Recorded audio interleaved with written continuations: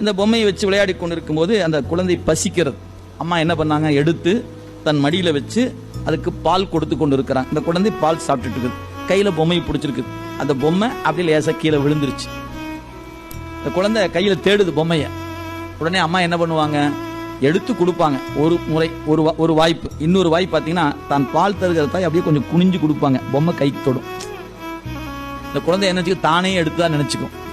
அம்மா குனிஞ்சு காட்டி தான் எடுத்துன்னு அதுக்கு தெரியாது. நாம் பல பொருளை தேடுகிற பொழுது இறைவன் தாயாக இருந்து வளைந்து கொடுப்பதனால தான் நமக்கு எல்லாம் கிடைக்குது. ஆனா நாம நினைக்கிறோம் நான் தேடுறதுனால கிடைக்குது. இல்ல, அவன் வளைஞ்சு கொடுக்கறான். ஏன், இவன் அந்த பொருளை தேடுவதில் பாலை சாப்பிட விட்டுரு குழந்தை.